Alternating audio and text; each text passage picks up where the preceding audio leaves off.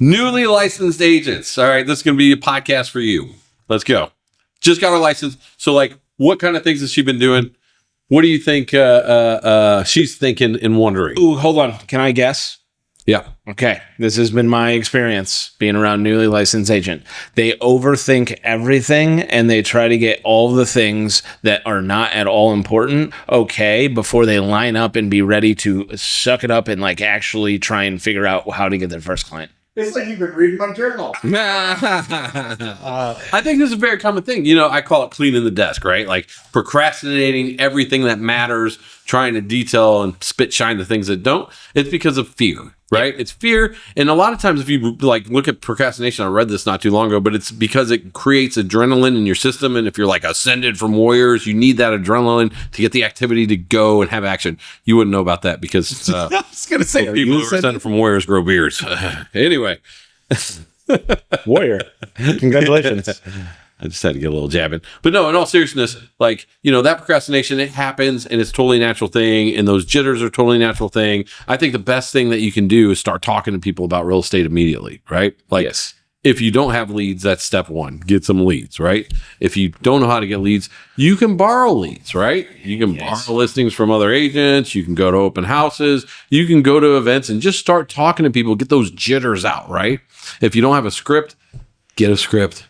There's a lot of them. We'll give you one. In fact, we'll link it somewhere on here. Have a script so when you're talking to somebody, you can say something of value instead of just trying to wing that crap, right? Like, oh, you know, I'm a real estate agent. I can help you find a home. So can every other one, right? Like there's zero value in that statement. And as much as they might like you, that is not enough for them to want to go out of their way to do business with you. Yep. I don't have a good manufacturing story, so I typically go back to email marketing, which is kind of helpful for those of you that all consider email marketing a source of your business or would like to be a source of your business. But the point of a subject line is to get them to open an email. The point of the body of the email is to get them to click on the email or respond. The point of, if you're getting them to click, the point of the page that they land on is to get them to enter in information to get to the next step in the process. And it's like a linear process.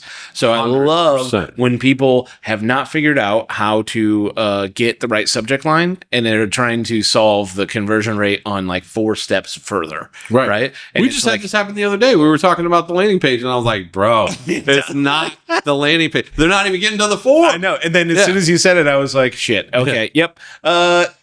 Erase the last 30 seconds of your memory and I apologize. All right. But it was the ultimate thing. But like with new agents, I feel like they go so further and it's one of those like staying busy type of things. Yes. But Keith was like my biggest enemy at this ever because he would come into me and he would be like, okay, so I'm about to jump on the call with this agent and what if they say this? And I'm like, what if they tell you they're an alien? Right. Like we're not going to be able to solve any of these problems until they actually happen. There's no reason of solving the problem before it's an actual problem. Right. You're sitting here talking to me when they might not even answer the phone, and none of this is even going to be relevant. At least see if they answer the phone. Now, I do think that there is some wisdom in preparation beforehand. Yes. I'm a big believer in that. But to be clear, we just went super high level on some marketing stuff. I want to unpack that a little more. When you send an email and you're trying to think of the subject line, the goal of the subject line is to capture their attention so they at least open the email, right? Once they open the email, the information, the text in the email is to direct them to another activity. You went really quick on that, but I think I think that's a valid point, right? And then if the activity is for them to click on a link, when they get to that link, there's going to be a new activity that your words on print or in digital form are going to try to get them to go ahead and take the next step. And so sales is the same process. Marketing is the same process. Being a real estate agent is the same process. It's all linear. And you're right. A lot of times people are at the end of that process trying to finalize and spit shine that thing because they are trying to avoid the real work of the actual thing that is causing them stress or anxiety because it's the thought of potentially being rejected or what if I don't know what they're going to say and I say the wrong thing, right? And when you get those steps out of order, you're always going to have to go back to the first step anyway. Yep. You're not going to ever be able to skip the step. You might screw up the sequence, which makes your life harder because you're just going to have to go back and do it. Like if you take somebody out home shopping, you find them the right house, you write up a deal, but you never made sure that they were pre-approved or got them pre-approved. Guess what? You're still going to have to go through that process. And when you find out that they can't buy a house, you've also wasted all that time, right? Yeah. So I think when it comes to those type of things and for newer agents, I'll just give you a quick story. My first contract that I ever wrote up, I didn't even know how to write the contract, right? I was just going to literally hand write it on a piece of paper. My offer is this amount for this address, right? Napkin or actual like legal pad? I didn't care. I took him back to the office. It was a Sunday. All right. Like seriously, it was a Sunday. And the guy was like, I want this house. And I was like, all right, cool. Let's go back to the office to write it up. Because I didn't have anything with me. I didn't even know what I was going to do. So we get back there and like, this is my plan. I'm literally going to be like, you know what? The secretary's not here today to be able to write the actual contract part. So we're going to do that tomorrow. But for now, for me to present this, like, let's just write it down on this piece of paper here and you sign it. Right. Like that was my whole thing. So even you think about that, like you don't even have to know how to write the contract perfectly. If you can just get to the point where you have a customer and you can find them the thing that they like. And for new agents, that's 99% of the battle. That's the main thing, right? And so when I got to the office, there was a gal there. Her name was Nancy Osborne, and she saw the lost puppy dog look on my face. And she was like, do you need some help, Mike? I was like, yes, I do. So she actually wrote my first deal. Thank God for that. But my point is, all of the things that you think are important are not freaking important, right? The only thing that matters is that part, being able to have the customer, bring them to the property, make sure that it's what they like, and then go through the next steps. And if you don't have that part down, there's nothing else. Like when your sister first got in real estate, I was like, you got one job, is to put a buyer in your car today. And if you don't have anybody for that, that's your job, is to find somebody for tomorrow so that tomorrow you got somebody to put in your car. It's that simple. Stop overcomplicating it. Don't create TikToks. Don't create content. Don't worry about a website. Don't worry about anything other than that process. What are you doing today to get you a customer tomorrow so that you got somebody to take out and show properties to tomorrow? It's so funny you use the example of contract because that's exactly what I was about to say. It's like they worry about like, okay, once I have somebody, well, how am I going to fill this out correctly? You know what I mean? Bro, and it's just solving the wrong problem. And a lot of it's procrastination. Some of it is that feeling of prepared and the confidence of where that's going to come from. And they get to the end of that and they're still not confident. And it's like, oh shit, now I just wasted a bunch of time. Yeah. But it's never a waste if you're practicing and learning. Yes. Yeah. And for the simplicity of because that's like my favorite thing that you've ever said for newer agents, especially, or people that are struggling, is like erase everything, get rid of the Elon Musk, the signal and noise thing. Yeah. I saw somebody else post about that video. I've been thinking about that a lot this week. Yeah. Yeah. So they talked about it in this video where he was talking about Steve Jobs having signal and noise. So like noise is your day to day, just stuff that you have to do, being 80%, being 20%, and then 80% was just signal, which is like, what are the three things you have to get that done that day to be moving towards your goals or whatever you're trying to accomplish. And he was like, the only person I've ever seen do better than that is Elon Musk, who is like 100% signal and no noise. Right. He just has the one thing he's clear about, and he gets that done. And the art of complexity, or like the signs of intelligence when you have a complex thing, is being able to make it super simple. So I think that just the idea of, if you do not have someone to go show real estate to today, your only thought, you should clear everything else off your calendar. The only thing that you should be thinking about is, how am I going to get it done tomorrow? How am I going to have somebody to go show real estate to tomorrow? And so there's only one place to start, is who are you going to call, text, email, snail mail, knock on a door. Listen, nothing replaces a phone call. That's the best. The most efficient. If you don't have somebody to call, like that's step one. You know, what I would do is I would take anybody that I ever spoke with in the past, right? Like a sign call, an up call, because back then that was the way that most agents got business. And I would have them on a stenographer pad, and I would just call through those people every day, right? Until they would tell me to stop. And I'd be like, hey, I'm sending you more properties. You know, when's a good time for us to take a look? Oh, well, and it was vacation. So we won't be down there for 2 more weeks, right? You know, okay, cool. But I would still call them the next week. Hey, sent you some more properties. Still coming next week? Next week's still a good time, right? I was like the dog, like, hey, Spike. And just talk to these people until they told me to stop. And they never told me to stop. I thought that they would. I thought that they'd get sick of it. But they were like grateful for the follow-up and me being all over it, which was odd. How about that? Like actually servicing people. Crazy. For the non-nerds, a stenographer pad. Just a notepad. Yeah, with the little ring thing on top. Oh yeah, just a freaking notepad. Yeah. Amazon stenographer. Yeah. Well, the thing is, like, our I like affiliate link is below. Yeah, I like those because You could flip them around and use the backside so you could like get double the value out of them, right? But nothing does replace a phone call, and it's the most efficient. We hired somebody recently that obviously we're on the phones all day, and we hired somebody, and they were just like, "I'm so glad I get to stop being door to door because I can get to so many more people when it's just a phone call, you know." And so that like it all can work. It's just you have to do it. You know, and I feel like for whatever reason, younger generation, if this is you, if you're in your teens, if you're like a Mike or some of these psychos that omitted college and just went straight to making a lot of money, and by psychos, I mean smarter than the rest of us that paid tens of thousands of dollars for a minute, bro. A piece of paper. Short minute. Yeah. But if you look at it and the people that got straight into it, I feel like nowadays, and I don't know what it is, but nowadays, like you would rather text 1,000 times than talk to another human, right? And I get it. I get that there's some. It's almost like you don't have to face the fear of getting rejected over text messages. A little bit easier. If somebody puts you off over email, it's a little bit easier. But just pick up the phone, and there's a lot of very successful sales trainers that say "fuck your feelings," because for real, no one cares. Hermosi's podcast this morning or yesterday that he released, it said, "No one cares, just win." Yeah, because no one does care. There's a great episode about call reluctance. Click here for that. Yeah. So recently I was looking at houses, right? And I was calling the listing agent on this particular house because there was some other factors involved, right? Like pre-foreclosure type of thing. And so I wanted to go deal direct with the listing agent. Well, the listing agent sent me to another agent to show the property. I realized from the other agent as we're talking that the listing agent's out of town. He kind of purported it to be like somebody on his team. She wasn't on his team. Great gal. Awesome, you know, showed us a few houses.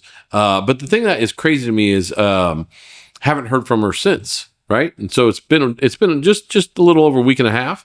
And if I were her, what I would be doing, right? So anytime you show somebody a house, for a new agent especially, once you've done that and you've had that relationship, you should be calling them consistently. If there's a home that comes on the market that's even remotely close to anything that you showed them, you should be sending that to them and then calling them up saying, "Hey, I just sent you this new one. I shot it to you in text. Take a look. Let me know what you think. And if you want, let's go look at it. When's a good time?" And that process over and over and over and over and over, right? Hey, you know, we've looked at this many houses. You know, what are your thoughts so far on those? You know, are you leaning towards one or another? Anything in particular you like less or more, you know, just to help me in the process? Do you want me to see if there's any room on any of them? Maybe go, you know, shake the trees, see if there's some wiggle room, make some offers, like where you at? And just constantly never let them go. Why don't people do that? I don't understand what is it, because they think that we're going to think bad of them as a customer, or they're going to be, I don't understand that. But to me, the opposite as a customer is how I really feel like, well, maybe they don't like me, and that's why they don't call me and follow up with me. Maybe they didn't like, you know, my energy or vibe, or my kids screaming in the background drove them nuts, you know, which I get, but still, like, there's money to be made, you know, like, yeah. I don't understand. Or it's almost like it and it's the exact opposite of, because I feel like most people that I've talked to, it's like, well, I don't want to bother them and they'll be ready when they, but no, I think I'm going to go find something and I'll inevitably end up buying from somebody else because of that lack of process, right? And you could have felt slighted that, like, because you're looking in a certain price point that they think that they can't afford it or something. That's why I'm not even going to call you. Like, that's the worst thing you could do. Or it could be the opposite. Like, oh, well, you know, my price range isn't enough for them to be interested or excited. Yep. Like, they must think that I'm broke, that type of thing, right? Like, you never know what the customer's thinking. But I know this, you know, if you're looking to sell a house and you've talked to somebody recently or showed them a property, you should be talking to them on a pretty regular basis, every other day, you know, at a minimum, and especially every time a new home comes on the market. That's the most shocking to me, is like, that is almost the art of the past, where the agent watches the market, the agent looks at the inventory, the agent's watching the new homes come on the market and then blasting them off to their clients that they're working with in that price range and area, and then calling them. Not just letting the system do it, which is fine. That's just a little email follow-up campaign is all that is. But calling them, hey, I just saw this one. Or even going and looking at it, right? Like, hey, I was out touring this property. I saw this. I thought of you. I think it's a great deal. I think that you should come take a look, right? Because people want to be led, and I just don't understand why that doesn't happen. I watch the markets that I'm shopping in every day, right? Every day. I know exactly when a new home comes on the market. I know how much it is, how many square foot. I know where it's located. I know if it's in a good spot, a bad spot, right? I know what they paid for it, right? Like, I know everything, and I'm not even an agent. You know what I mean? Like, oh yeah. You're not an agent in that market. In that market. Thank you. But I'm not selling for somebody else, and I'm doing a lazier job than if I were working for somebody as an agent, because I'm doing it for myself part-time, right? Yeah. Which is crazy to me. Like, I would always, you got to know the market. I would know how many listings were on the market that day, right? How many new homes came on the market? I would look at them all. How many homes went pending? I'd look at them all. How many homes closed? I'd look at them all, right? Every single day. It's like looking at a ticker on the stock market. If you're not looking at that in your MLS on a daily basis, you're not serious about this as a career. So like, that's one of the things you got to work into your routine. The other thing is you just got to get over the fact that everybody's thinking about themselves. They're not thinking about you. They're not judging you, right? They're thinking about themselves. They're all looking inward. I tell this to my son all the time. Like, he's always like fixing his hair. I'm like, nobody's thinking about your hair, bro. Nobody. They're thinking about their hair, right? Yeah. But if you don't stay on top of them, if you don't call them, who knows what they're going to think? They're going to think inward. Like, oh, like I said, they don't like me. They don't like my kids. They don't like my price range. They don't like whatever. They don't think I can afford it, which that should be taken care of in a process, right?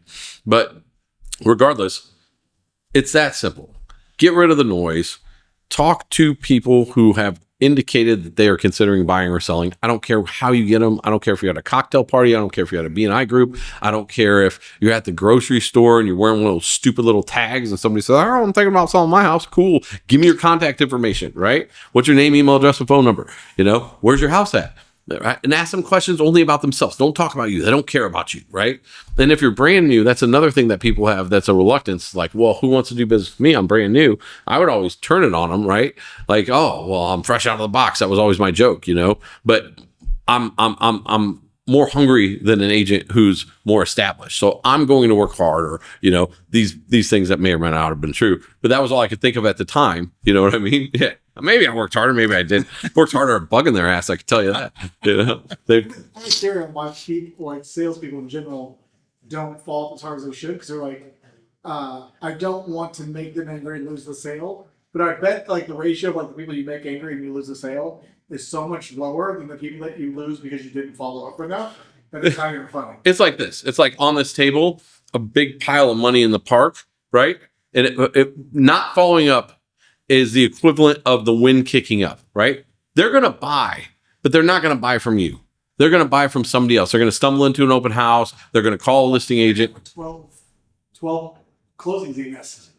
Yeah. What was that? 6 million in volume? Yeah. 12 closings on our platform because he didn't call any of the leads. What do you think he did instead of call the leads? You think he desk is so clean? That's what I think. I think he cleaned his desk. Why don't people do that? They're looking inward. They're afraid. You can't be afraid if you want to make money, right? Scared money don't make no money. Like, get out there, get the money. Go get the money. Go get the money. The only thing that you could do, like if you could have like a Ghosts of Christmas future, take them in the future and be like, well, if you would have called your leads every day, you would have had this, right? Right. See their bank account and have that be a real belief. Like, but it's just, there's some people that just find every excuse to not be successful. And we talk about self-sabotage and people making what they think they're worth, and some people just not being around it. I feel like a lot of the most successful agents got in rooms with other people that were selling hundreds of homes, and they were like, that dude ain't any better than me. 100%. That guy's actually kind of stupid, I think, or wow, that dude's a hick and he does what? Yeah. And then you then all it has to do is you have to believe it's possible, right? That you aren't going to piss people off. You're actually going to convert those people, and you do it. And it's so funny to see some of our clients that'll be like, oh, that was such, Mike had some really good stuff and I tried it and it worked. Yeah. Like they're shocked. You know what I mean? Like, it's just amazing because it works. I think just thinking through this, it's a mindset shift. So like a lot of times in sales, people think that being in sales is being self-serving. Yeah. So they're like, I don't want to call them and talk to them or tell them or ask them because they'll see that as self-serving. But it's the exact opposite. That is you serving them, right? So you have to have a servant's mentality, servant's heart, right? If you want to serve people in the real estate business, which by the way pays well, so you should. And you got to change your mindset about it. It's not you're being self-serving, it's you're being over-serving to them. And they'll let you know, right, if you're being over-serving. You ever have waiters come to the table too many times? Does it bother you? No. When they're like, hey, just checking on you. You need anything? Hey, just checking on you. How's everything going? Hey, just checking on you. You need anything? Can you go away? I've never had a situation where I'm like, oh, stop. You're over-servicing me. Please stop catering to me and go away. That does not happen. It's the same in the business. But Like the drinks with you for like a little too long, you're like, this place sucks. Get out of here. Kind of services. Right? The steak was amazing, but the service was But garbage. same thing. The waitress must not like me. She must have that stupid dad joke I make must have got under her skin, right? Like she must have not liked that thing. Yeah, let's go. Yeah, it's the same thing. But I think that's it. I think in a nutshell, we just solved it. So you're welcome. That's the difference. The difference is the mindset. All right. It's the mindset of you thinking you're being self-serving, but it's actually the opposite. You're actually serving them. So like call them as often as possible. Send them properties as often as possible. Make offers for them to go look at properties as often as possible. Make offers for them to be able to go talk to your vendors to get pre-approved, to see if they can get a lower rate, see if they get a lower insurance quote as often as possible. That is you doing your job and servicing the customer. Yes. That's it. And if you're new, I think a good thing to try to wrap your head around is I don't know what they're going to do for you. I know what I'm going to do for you, and I know that it's everything that you need and more. Like you get this idea of like everyone else isn't going to measure up to you taking care of them, and you're like, I'm doing this to save them from an inferior experience. You'll win. And I think that is like a big thing for just as you go along. Like you have to believe in yourself that you are going to be the best or damn near the best that you have. Like I've talked to so many agents that are like, I don't ever want to build a team and I never want to do more than what I'm doing currently because I take pride in the service that I provide my customers and I only want it to be me and I never want it to be anybody else. And it's like, it's going to cost you some money to do it that way. However, if you have that belief, then it's like the whole the Container Store had a core value for a long time that was man in the desert selling, and so it was like you have to sell this thing like they are about to die of thirst in the desert, and you have the water. Right. Yeah. And so if you have that capacity of like, hey, they're going to buy a house, and if they do not work with me, they could have a bad experience because let's be real, 87% of real estate agents don't survive 5 years. And there are like, I don't know what the stat is on after a closing, how many people would use that same agent again, but it's very, very small. So that the likelihood of them having a not stellar experience, if you believe, and you have to believe that you're going to give a plus stellar experience every time, then it's your obligation to them 100%. To make sure that they work with you. I agree. And now that does come with time, yes. Right? So that level of confidence comes with time. That comes with doing the transactions over and over again. But regardless, you have to believe that your goal is to serve them. And you have to understand that when you're calling, when you're following up, when you're sending them properties, you are not bugging, you are serving. That's the job. Yep. Bada bing, bada boom.